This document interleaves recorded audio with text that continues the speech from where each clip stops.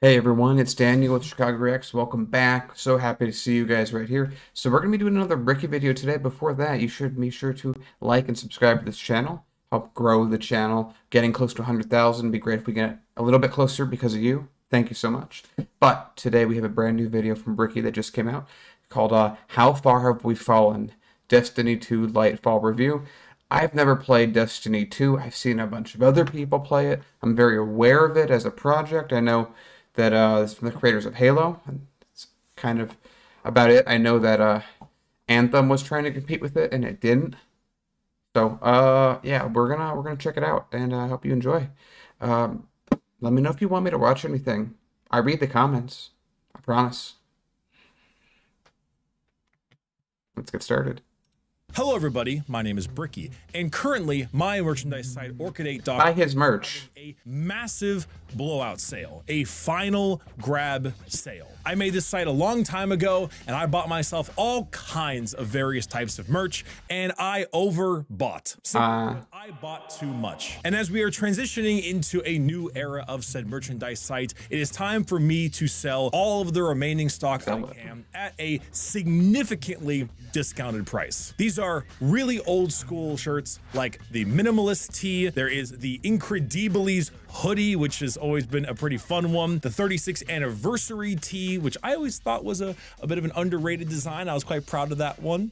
But have you seen the Chichen Itza shirt that I got in, well, Mexico? So have the Cyberpunk Ruby 8 Ball, which is the one I am currently wearing right now. Always loved the back of this one too, and a ton good stuff. They are all going to be listed. As much as I support Bricky, I'm going to jump just a little bit ahead to when he starts. Go check it out. He always has great merch. He always pushes it really well, and it's always his own stuff. Something to be appreciated for. Still protocol for Spoken, Hogwarts, Atomic Heart, everything is just, it just looked a bit mid, and I haven't really wanted to get into it. 2, is Destiny actually getting pretty good? Have we reached a point where the meme of the game being bad is no longer, it's not even worth spouting anymore? Or 3, am I just down bad? Does Destiny just have its hooks in me and scraping across my chest to an extent that I just can't pull myself away? Am I stuck in the gorilla grip of Callus and the Cabusi? We came to the conclusion that it was a bit of all three. A conclusion that came just in time for the launch of the newest major expansion of the franchise, Lightfall. There was a weight on the shoulders of Lightfall, though. The Witch Queen was the best campaign Destiny has ever had. And no, I will not hear otherwise. You know what that looks like to me? It looks like a Marauder from Mass Effect. Just saying. It is the strongest in almost every single category, and nothing else comes even close. Not Taken King, not Forsaken, nothing. And those are some pretty big shoes to fill. Shoes that the Witness, the newest big bad of Destiny, are attempting to steal. So our campaign starts off where the end of the seasons left off from with Witch Queen. The Witness is this Megamind looking thing who is attempting to our understanding, destroy the Traveler. Now, our Traveler, having left our orbit and is now confronted by the Pyramid ships attempting to hold it at bay. Very interesting so far. Okay, I just remember Peter Dinklage was part of that. Is that the right thing? Am I remembering the right thing? Let me know. The opening cutscene is pretty good. The Traveler finally does something, shoots a giant beam of life, so to speak, at various ships, but Big Witness, with a flick of his wrist, just murders all of our defenses and discovers an important artifact called the Veil on Neptune. Our Guardian is now tasked with dealing with it. Boarding one of the ships, we make our way to Neptune, and in Destiny fashion, the game still looks incredible. If there's one thing it looks good. We'll always get right, it's just the skyboxes. They have some way of making things look so big and real. Just mission 1. Gotta say, I always just love how much passion he throws into these videos and just everything he does. It's rather unique, sadly. And jumping across space on asteroids, it's so pretty. And look, it's our boy! Oh, is that you, my tenacious guardian? What do you think of my shadow legion? Revel in these hollow victories. I want you in the best of spirits. Wow, Heavy really has gotten some stuff done. He's made himself up in a hierarchy of some sorts. It's good to see him doing well. In place of Savathun, our main physical bad guy, you know, the one we actually get to fight, is Callus, ex-emperor of the Cabal. Callus, you might remember if you were a D2 veteran, as the main raid boss on the Leviathan. Kinda. But he's been here and there many times throughout the story. He's an absolute top G, all right? I am a certified Callus simp, okay? Callus, my beloved. He has given himself over to the Witness as the new disciple. Rulk being the first disciple, the raid boss of the Witch Queen. Now we have our boy, and oh my God. Just look at his drip. His hair, whack. His gear, whack. His jewelry, whack. His foot stands, whack. God damn. It's funny. Does he look ugly, but in like that beautiful way. He's that kind of ugly that people with no taste but lots of money have. Like Andrew Tate ugly. Just a complete lack of style, but the ability to buy everything. It fits him perfectly. That was good. And even he agrees. My semblance matches my inner beauty. So the story plays out like this. The Witness is looking for a very important artifact called the Veil, while they have a stare down with the Traveler for, I guess, possibly days in real time. Callus, the disciple, is sent to gather the Veil for whatever nefarious purpose the Witness has for it. This Veil is on Neptune and in a city never before seen by us, the Guardians on Earth, called Neomuna. Guarding the city are Cloud Striders, enormous himbo stereotypes that love chrome as much as they love getting shot in the ribs. Now this is the major objective of the campaign. Find this thing called Well said. Veil before the Witness and Callus can take it to probably kill the Traveler. Protect the citizens of Neomuna, which are all basically uploaded into the metaverse and turned into human NFTs, and, you know, not die in the process. So NFTs are going to be successful in the future. That's what I'm hearing from Bricky. I don't know if I'm hearing anything different. I'm just hearing NFTs, buy them, good. They're going to appreciate in value. I'm Bricky. They're in my store. Maybe that's the part I skipped over when I skipped over that little bit remainder of the ad. Or maybe I'm just making this up. Process. But we'll be there soon. Stay frosty, Tyrion. And the universe ended, I guess. Stay frosty, Terrans. Now, venturing out into this new place is where we start to get into the good of this DLC. Neomuna is absolutely gorgeous as a play space. It is dripping in atmosphere, has a great vibrant color palette, and for the most part feels decently dense when it comes to enemy activity. Nothing quite tops the visual ecstasy of the Throne World, but that destination is a bit lacking on enemy density. Neomuna is just amazing to run around in from a combat point of view. I'm very pleased that most of the campaign Looks like he's not falling to death anymore. Good. missions take place there. Now, I played the campaign on Legendary and Solo, and for me, the Witch Queen was so much harder than Lightfall, and I have zero consistency with that opinion. Some say it's easier, some say it's harder, some say the porridge is just right. But for me, I had Quicksilver Storm, a target-locked 4th times enhanced retrofit escapade, and Actium War Rig. Everything died.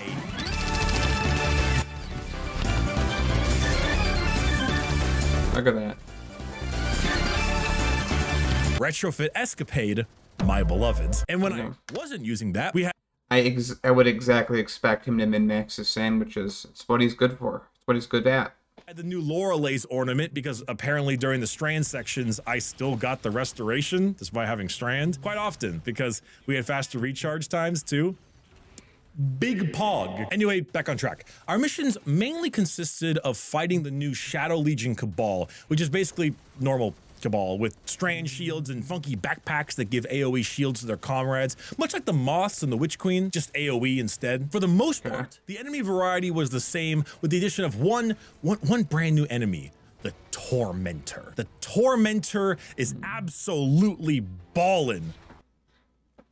They're caballin'.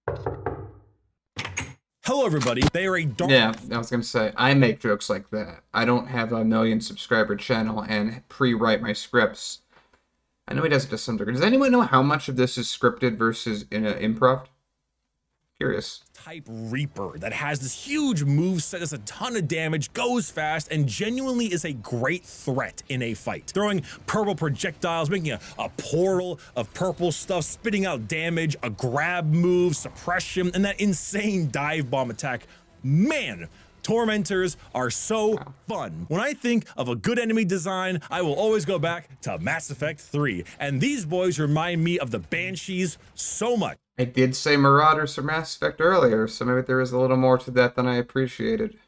Supplemental range damage are way faster than they look, are way tankier than they look, and you want to be as far away from them at all times. It's an adrenaline rush, having to run away from one of these things, yelling, don't touch me, don't touch me, don't touch me, don't keep away from my little butthole. That Tormentor's coming for your butthole. He's gonna do it. And you know what? That's awesome. And they're used pretty sparingly too, because the issue with these kinds of enemies mainly come around to when they're spammed. There aren't really enough enemies that force us on the back foot. Most enemies. It's so weird, the parallels to Mass Effect in that. So I remember like the mission where you get like the most art at Yakshi's, which is the one he showed earlier. At once, when you're the weakest, is the mission you first find them in. I don't know if that means anything to anyone that plays this game as a comparison. I'm just giving you guys what I have.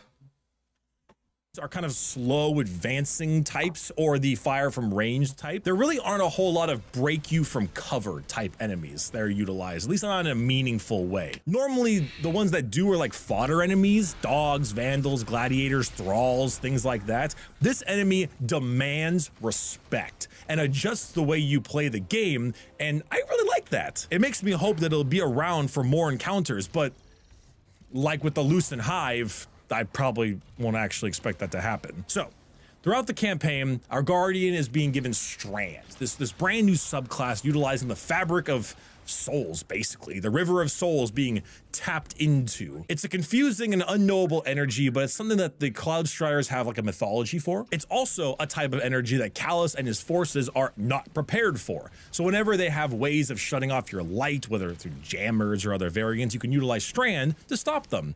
Which is very strange because the enemies of the Shadow Legion have Strand shields, which I know is just like a gameplay thing, but you know, still. And okay, I delayed talking about the campaign for long enough now because there's nothing to talk about. The campaign's experience is basically a bunch of preventative busy work thrown together with a final end boss and some cutscenes in between. Because when I make videos on like certain campaigns, nothing says multi-billion-dollar AAA gaming company than, hey, who needs a good campaign? The Modern Warfare 2 one, right? I go talking through the whole campaign, like we talk about the whole story, that whole thing. There's really not much to talk about. Most of the campaign involves Strand and the Cloud Strider. Yeah, I see exactly what he means. He's like, don't shoot me right there where I'm not wearing armor. Okay, thanks. Muna, discovering what Strand is, how to utilize Strand, and teaching you more and more about the subclass. The Cloud Strider stuff is keeping the people safe from Cabal attacks, Vex incursions, and more things mostly unrelated to the actual Veil artifact and the Witness's plans for the Traveler. Because the entire campaign is the Witness and Callus want the Veil, right? They need the Veil. We need to protect the Veil, to stop them from getting the Veil, to use the Veil, to do a thing that we don't know what it is, but it's the Witness, so it get married. Must be bad. Also, my name is Osiris, and I am the whiniest little baby bitch person you ever heard for an entirety of this campaign. Ooh, this campaign is going to be compared a lot to the Witch Queen, like excessively to the Witch Queen. And anyone who thinks that comparison is unfair is a fool, a foolish fool with their foolishly fooled short pants making them a fool. I have heard talks that this campaign shouldn't be compared as is a filler story before the final shape, which is just a buck wild claim, considering it costs the exact same amount as the Witch Queen and is therefore under the exact same scrutiny from a price to quality product. It's from the Internet Historian video on Goodening of No Man's Sky. Prices set expectations. He's entirely right. Comparison. I didn't do a great job saying those words out loud right there, but I got my point across, and that's all that matters. So if we roll back a little bit, Witch Queen wise, each mission had a point because the game was investigative. The theme Savathun and her brood presented was that of a detective mystery. All of the pieces are there, right? You have Ikora as the boss sending you out on the case. And then you have the investigative board. You even have all the weapon names like empirical evidence, likely suspect, forensic nightmare. And you even have Finch, who plays the young go-getter who is way over their head but wants to help. It even has the archetype that he's injured from the original scuffle with the bad guy. Just instead of an arm in a sling, he's missing a mandible on his shell. So each mission at least felt purposeful. Sure, there were some that were a little fillery, but you were on a trail of leads to unravel how in the ever-loving fuck Savathun got the light of the Traveler, which culminated in a genuinely fantastic reveal that she didn't steal shit. The Traveler gave it to her willingly. There was a real quest, a real curiosity, a case, something to actually discover, a twist, a real answer to your questions. All capped off with an extremely challenging endgame boss fight and a cutscene showing the architect of everything terrible, the Witness. Not only did the story end on a note— Gotta say that the head smoke with the faces is absolutely... I've not seen anything like that. It's really spectacular to look at. Of excitement for the future, but it was self-contained. The Savathun story was complete. The story beats were satisfying, and with the Witness reveal, it helped tell us a ton about the lore of Destiny. No, light and dark aren't good and evil. They are powers. The Witness was the cause of the original collapse. They wield darkness as a weapon. The Witness is an evil person. Savathun wielded the light, and though this might be somewhat debatable, was the major evil villain, just using light instead of dark. The story concluded well. The questions we had were answered, and the new questions posed were intriguing and not frustrating. Lightfall contains none of these aspects. The story is about— That's the worst thing, when you have a good story that's deep and has philosophy to it and makes you think, and then the next one's like, go kill 10 boars. Stopping the Witness and Callus from utilizing the Veil. What is the Veil? I don't fucking know. They never tell you. They yell at you over and over again about the importance of the Veil. Gotta get the Veil. Gotta make sure they don't get the Veil. Don't let them get the Veil. They don't tell you what the Veil is. This doesn't feel right. The Veil? Metal.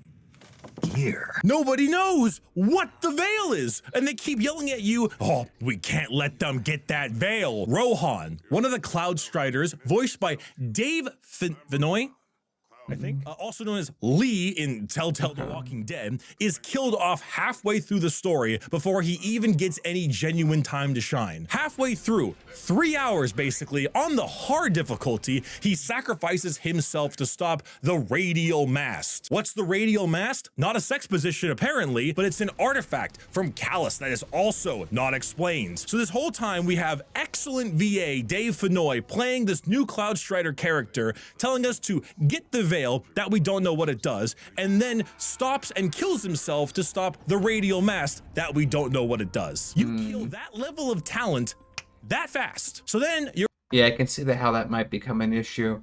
It really sucks when you're playing a game and you don't even know what you're fighting for. You're stuck with Nimbus and Osiris, and by God, they are not it. They are just flat out not it. Everything that's come at us, you're just like, also, guys, look at that. That's A-level writing right there. you named them Nimbus. You know what you've done. I called them Nimbussy the entire goddamn game. I couldn't help it.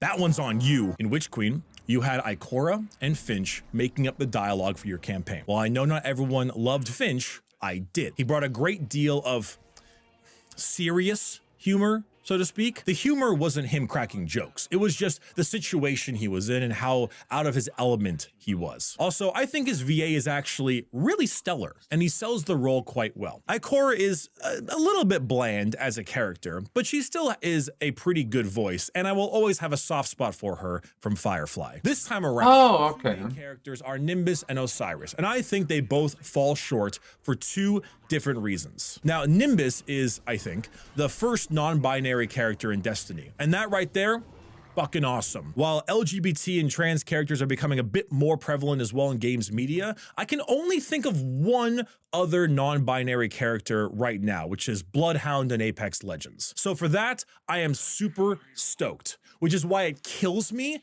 to say that I absolutely despise Nimbus. They are a picture-perfect example of everything wrong with Marvel movie humor. They attempt to make quips and jokes all the time, and it always comes off as extremely forced or downright unacceptable. Like when they joked on how ugly Callus was after his boss fight. So, you know, Callus right now, spoilers, is dead. And they say this right in front of their fucking daughter. The uglier they are, the harder they fall, right? Oh man, why do we have this writing style that we've thrown into? I feel like for so many different things, it's they pick these certain traits to be used as a shield for the bad writing, so that people go after it, that they just point them at traits. Whereas people just want well-written characters, and it doesn't really matter who they are, as long as they're people that we care about. That wouldn't care about someone that... Ah.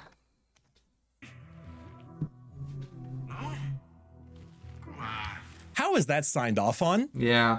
How are you gonna do that to my boy? You're gonna call peak male performance ugly from the Cloud Strider with the ribcage window? Often there are two reasons a character fails from a voice acting perspective. One is that the voice actor isn't doing a very good job, or two, their script is just terrible. For Nimbus, it's their script being terrible. It's just a shame. It's like we want good characters.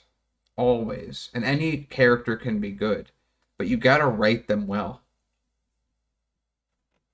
There are times where they actually sound pretty solid, even though I'm not a huge fan of the strange audio alterations to their voice. But overall, there are moments where Nimbus is giving a pretty good performance. But they do so many things, so many jokes and quips that give me secondhand embarrassment to even look at it. And I hate it. Well, if you drop us, it might be my funeral, but whatever, it'll be fun. Osiris, on the other hand, I just don't think is very good. I don't like saying this. I don't like pointing to someone specifically and saying, you did a bad job, but I just don't think Osiris's voice work was very good at all. And I don't think it was his script. He had... Really sucks that you got one character who sounds like they had a good potential character, but they just didn't write the dialogue properly, and then another character who didn't have a good voice actor. That just sucks. Terrible line delivery consistently. Now, this is a theory. A game theory. But Bungie mentioned that they have gone almost entirely remote, which in its own right isn't bad at all. Honestly preferable in a lot of ways. But I don't 100% know if this extended to the voice actors too, because having multiple voice actors in the same room to read lines after each other gives conversations a sense of flow, lets you understand tone. Right now, every single one of Osiris's lines sounds like it was read after reading a script that says, Ghost says X line in an upset tone. Your line is blank. There's no... Yeah, I actually know from someone who's in the industry that there is a huge amount of a requirement for voice actors to create their own personal boxes and then upload footage rather than be in studio. So I think exactly what he's thinking is happening, I think from what I know about the industry, is likely what his conclusion's about to be. Flow. Like, it all sounds segmented from each other. It feels like it lacks cohesion. The perspective shift was all we were missing?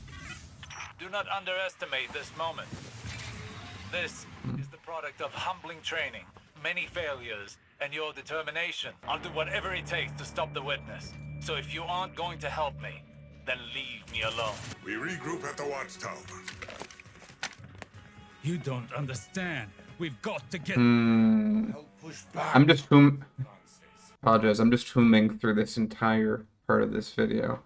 It's just We've done nothing but waste time. Another example to this point would be when Saint 14 and Shaxx have that dialogue in the previous season way back when. That's probably the best example of that lack of cohesion I can think about. Warlord Shaxx, as I live and breathe. Saint 14? I thought you were dead. oh. I have always hated you. It doesn't sound like these people, particularly Shaxx in that one, sounds like he's talking to someone else. It sounds like he's talking as if he's guessing exactly how Saint was talking. It feels so segmented, it falls just so flat. Not to mention just how whiny he was the entire story. I get it, Sagira's dead, it's very sad, but oh my God. There's probably a word to describe this like disassociation with voice acting that I don't know about because I'm just not that smart, but I hope I can at least have you understand what I'm trying to get at. I think he's probably right. They probably did film a multi-million-dollar game with the voice actors in different places. They probably got the main character, they probably got their main people in studio, and then everyone else, like, just submit the line, film the space. What they cheaped out on, what, a couple flights? I mean, we know from what's her name from Bayonetta that even a main character is like 3 sessions or something like that. So if we're talking, they didn't want to fly him in for a session, maybe not the best allocation of your money. Also, moving back to the game, there just feels like there's no stakes, zero risk in Destiny. Why won't any characters actually die? Actual characters, not Mr. Lee from The Walking Dead after 2.5 to 3 hours of gameplay. Why aren't you killing anyone actual off? Who was ever in danger? Really, this entire campaign. It was the Neomuna people and 2 Cloud Striders we barely knew. Like, there's no tension, there's no worry, there's nothing. You know what the best part of this campaign was? My boy Callus, baby! Callus has that setup. He was the first raid boss. He was around in multiple seasons, came to a head in Season of the Haunted, got a whole dungeon about him in Duality, and bam! He's there with his inner beauty as a disciple of the Witness, and he kills it, man! His voice acting is amazing. Miles up. Yeah, he is. It's definitely, I said earlier, it's heavy from Team Fortress, but it looks like it's also Soldier from Team Fortress. They wear their hats very similar. Above every single other one of the cast. He is just a joy to have around every single time he's on screen. That fear is your failure. My failure? My failure? I have fed this force with vicious subjugation. Down the gates of our enemies and seized our glittering prize. Why? Because I wanted it. You hold the universe in your grasp, and all you can think of to do with it is secure the veil. We will create the link. Infinite apologies. The veil is yours. He's so good. So you can imagine my disappointment when we get one of the best gameplay segments in a Destiny campaign, where you and Keitel slaughter Callus's reinforcements and hold off wave after wave of Shadow Legion. Tanks, troops, and tormentors abound. This long holdout wave defense type mission that really makes me feel like we should have a wave defense mode in this game, just gotta say. This monumental battle, the most enemies I have ever seen on screen at one time. Tons of strand usage, orbital lasers, everything. Get the giant Callus face in the sky, Keitel with their big hammer ready to duke it out, and I'm on cloud 9, right? I got this high of excitement, and then it's time for that big final boss, and you make your way down to the bottom area by the veil, and you fight Callus, and he's just a big Colossus. No new moves like Savathun, no different abilities. Oh, that's so sad. He just reuses that caretaker thing. So one character is not written well, the other is poorly voice acted, and then the one that he does like, that does have good lines, has bad gameplay. He's a Colossus. This was supposed to be our shining moment. Callus testing our Guardian for genuine years through challenges, through petty squabbles. All of this training and bravado between us, and the end result is a surprisingly easy Colossus fight, and then a second phase where he's just a normal ass gladiator. I was playing on Legendary Solo, and I did this first try, no deaths. I even killed him using Rulk's glaive, just for the meme. The first disciple's signature weapon, killing the most recent disciple. A big Colossus and then a big gladiator killed first try. And now Callus is dead. Genuinely gone, my boy. My beloved. I lost one of my favorite characters in such an unsatisfying way. Speaking of unsatisfying, our ghost gets grabbed by the witness and creates the link, which I still don't know what that means with the veil, that I don't know what that is. It probably has some rope connecting it. Doesn't. I thought I would be like way into this game all the way through, like by the end I'd be like, oh my god, I gotta play Destiny. And now as I'm watching this, I'm like, I'm glad I haven't played Destiny. They get blasted by a ray of rainbow light, make a gigantic triangle in the Traveler, and then them and their ships fuck off inside of it. And then it ends. And that's it. What is the veil? You aren't told. Where did the witness go? We don't know. What did they do? I have no idea. The Traveler is gone. No, it isn't. It's literally right there. The Traveler. Gone. Should I feel humbled by this sacrifice? How do you know that? It's sacrifice? It's still there. How do you know things that I don't know? The ghost says, I can't feel its presence anymore. We still have our powers, motherfucker. We still have the light. We didn't lose anything. The Traveler— Is that a thing that the power is given by the Traveler? So the fact that the Traveler, they still have the powers means this Traveler is still there? God, why? It's like, you make these gorgeous games that have this really dense gameplay. You know people are going to play it over and over again. You'd think that you'd want to make it good in all ways, in all respects. hasn't done anything for a decade. Why do you think it's gone? It's right there. Do you mean like, oh, it's gone, like no longer at the tower, like no longer down on the surface of Earth? That happened at the end of last season. Not now. Why do you act like you know something I don't know?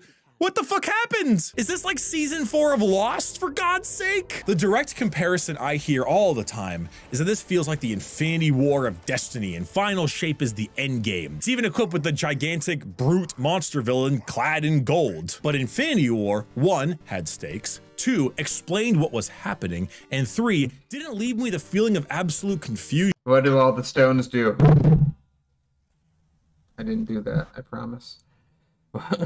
What do all the stones do? I don't know. Who's Thanos? I don't know. Who's his backstory? I don't know. Why is he here on Earth? I don't know. Can you imagine if that was the story?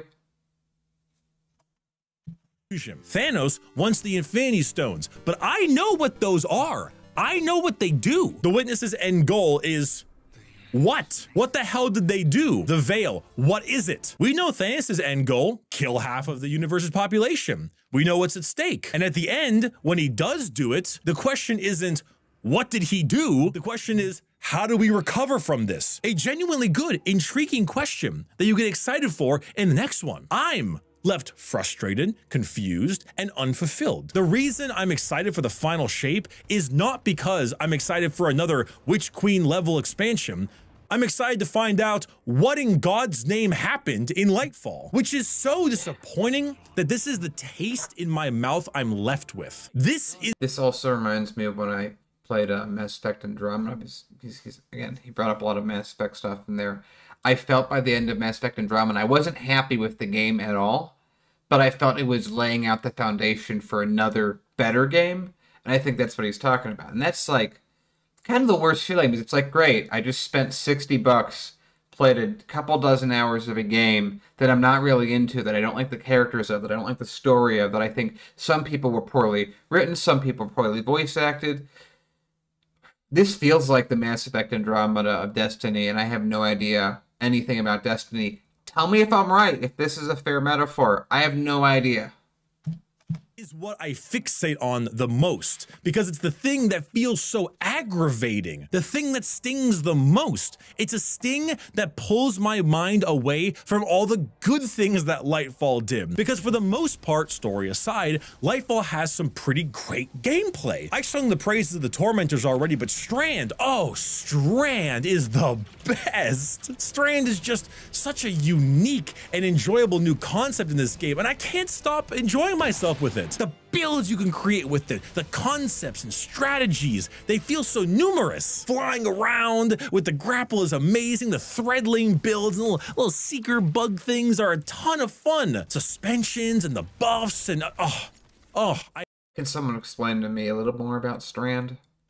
I'm feeling a little like it's not being explained enough. But then again, I don't play Destiny, so maybe it's contextual within the game. Let me know. Adore Strand. Adore Strand. It'll probably ruin PvP like Stasis, but hopefully not as bad as Stasis. But you know how it is when a new class comes out. Neomuna is really pretty. It's a bit of an annoyance to traverse. Like, you really need that secondary spawn point because otherwise it's a pain to travel. But it's still really nice. It looks gorgeous. Has a lot of great environments. The lost sectors are really good. Has some of the better patrol locations. Not as good as the Throne World, but still good. The weapons are fun to use. I like a lot of the new perk rolls. Read some of this. I guess impact range. That's just damage. They're just calling damage impact. Range, stability, handling, reload speed. Interesting. The strain type weapons are pretty enjoyable. Quicksilver Storm is one of my favorite exotics, now like a top 5. I love that gun. Crafting system was toned down a lot, its requirements, which is really good. And funny enough, Season of Defiance has some amazing activities, not to mention how Cabalin that artwork is in the background. Bungo, I know I just yelled at you for the last like 30 minutes, but please, for love of God, please release that artwork of Marasov knighting us. Please release that artwork like as a print or something. I buy that immediately. I would buy that in a heartbeat. And the quality of life updates might be the best part of the entire expansion. Probably Strand. Close second. The new changes are so immensely game-changing for someone like me who was somewhat understanding of builds, but not quite there. The ability to create loadouts is such a welcome change, and the fact that it also determines your armor's ornaments adds an even greater amount of freedom to it. Swapping builds on the fly is so easy, and I get to keep my drip too. It's a genuine game changer. The Guardian commendations I love, and activity screen great too. I like commendations in games as pretty well. I think they're actually a really nice addition. And the whole Guardian rank part too, showing up a person's dedication to all the aspects of the game as opposed to how hard they've grinded this season is great. The Journey tab is just clean. It's simple but effective. Build crafting too is something that I know is a bit divisive, but I personally like it. It definitely lowered the power of a lot of people's builds and it made it a bit too simplified overall, but hot take, I'm actually for that at the moment. Revamping the system itself in a way to change the foundational elements so new build ideas can be made in the future that aren't out of reach of more casual players sounds like a great idea to me. I'd take simplified and accessible over complicated and stronger, so long as it can be built upon more in the future. A step back is fine if it means there are more steps forward that can be taken. See, a lot of this expansion feels like that Game of Thrones badly drawn horse meme. In fact, it's after finishing the campaign. It does leave a final question, like a final debate for Destiny, a debate that it has had for quite a while, and that's the debate of price. Lightfall is an expansion at $50 or the entire year for $100. Witch Queen was the same price if I recall correctly, and in that video, I remember defending the game's price quite a bit. For the content you got, for the length of the campaign, the new additions, so on and so forth, it felt worth it. If you are one of those kinds of people who do the whole 1 hour per dollar of game time thing, I mean, you're completely fine. This whole next year will give you far more than 100 hours of gameplay. Lightfall originally made me feel similar until I started to really look into what I have here. Like, the new location is nice, but I only got one strike. It revamped some old ones, but that's just bringing old ones back into line. There are some of the other things like exotic missions and new exotic quests, but those only fill in a certain few hours of time, some not even that long. But what really hurts was just no attention to everything else. Like, the Vanguard playlist is for new people, and to be fair, they don't really need to change it much, but I would have liked a little more of something. Throwing in prior seasons. Nothing worse than a game that has like a really good core or core aspects, but it's just not finished. It's a little more infuriating than a game that's just average.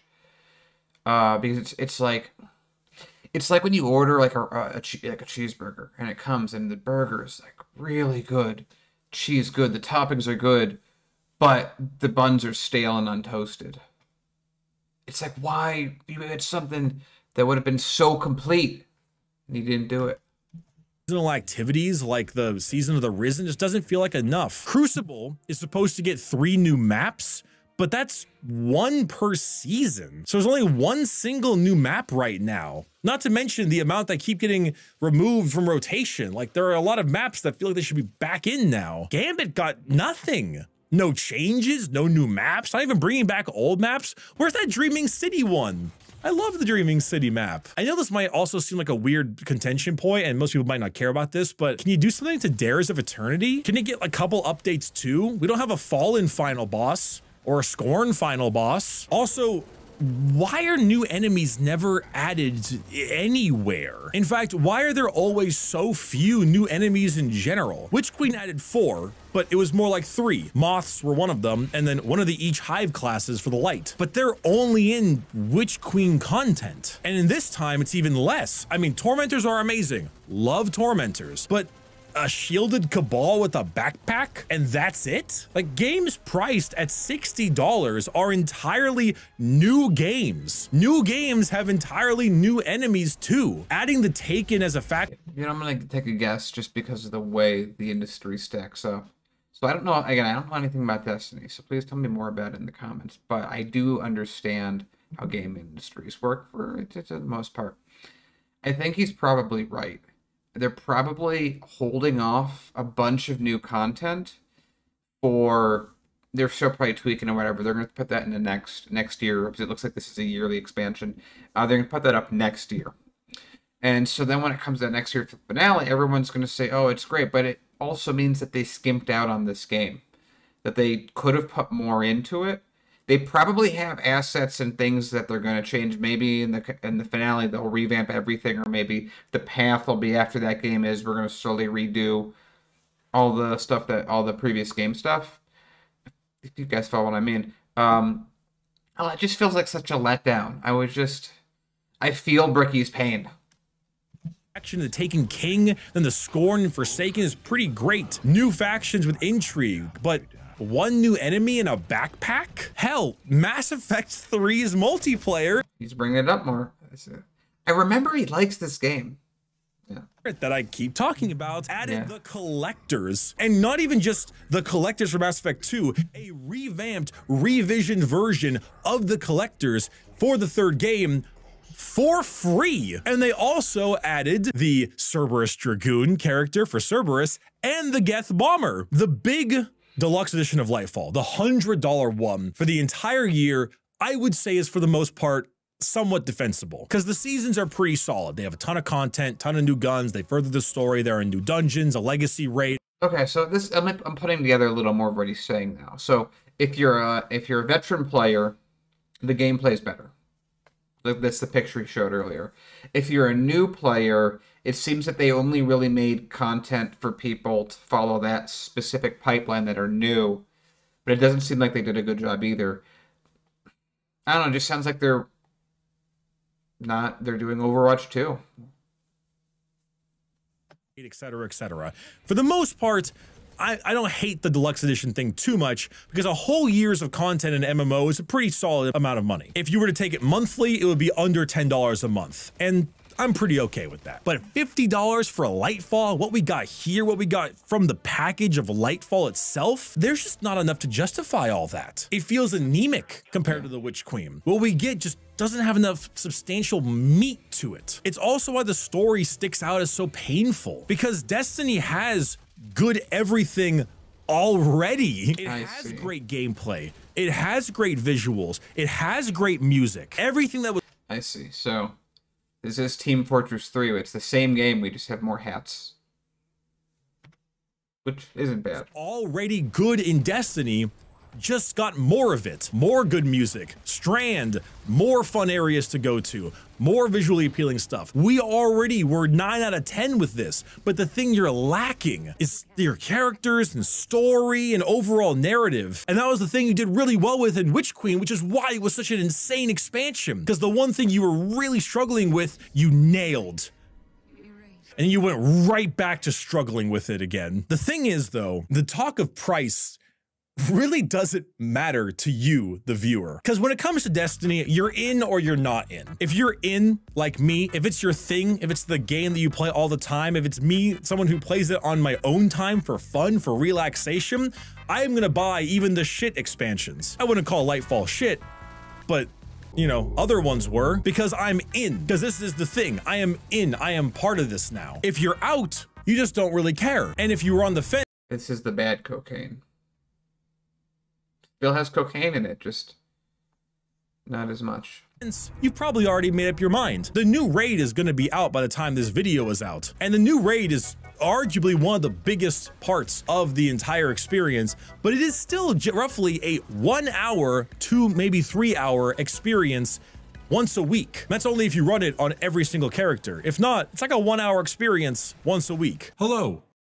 Future Bricky here. I did the Root of Nightmares day 1 and unfortunately had a lot of internet issues and couldn't stream the whole thing, but on the first day we were able to finish up Encounter 1 and 2, and later on, unfortunately off camera, we finished off 3 and 4, making it my first ever day 1 completion. I really like the raid. It's fantastic. I think it's a lot of fun, has a good visual appearance to it. That also sounds like very quick. It's a bit too easy with like some health bars to be bumped up a little bit, particularly Nezarec, but overall I think it's a fantastic raid for definitely new players. Kind of has a similar role to Deepstone Crypt, and I think that's a very good thing, and big thumbs up from future Bricky. Okay, back to past Bricky. Despite all of my anger and annoyances, Destiny has its grip on my balls, and it's one of the few games I play for myself, on my own time, to relax. So I'm in. Whether you are, depends on your friends, your free time, and your enjoyment in grinding. Well said. At the end of the day, I love Destiny, but I don't love Lightfall. And honestly, I expected more. Thank you for watching, everyone. I appreciate it. Sorry it's a bit of a bummer type thing, but that's how it is. I try to be fair and honest with my opinions. And we love you for it, Bricky. You do a good job. They're still my takes. That's what it is. Check out the merch store. Check out the giant deal. Huge thing. You got the whole month. Best of luck. I'll probably be streaming this game anyway. God damn it. Bye-bye. Come on. Okay, let's talk about this. I enjoyed watching, anytime Bricky does a video, it's always very fun to watch, and I hope I added enough of myself into that, because I'm just drawn into like the charisma he naturally has whenever he makes these videos, which are just, I mean, you've seen my previous videos, he's good. He's really good at what he does, and he cares so much, which I really appreciate. It's just a shame that this video is a game I'll probably never play anyway, because I never got, as he put it, I never got on the Destiny train. And it sounds like this was an anemic expansion pack that did some things better, but it was already good. I didn't even realize this was an MMO, which is interesting. Just an MMO FPS. So, yeah, what would you say about Destiny that you don't think I know? I'm really curious to know more. I'll listen to you guys. So tell me in the comments below. Be sure to like and subscribe if you've gotten this far. And send me a suggestion for a video I'm going to watch. See you guys.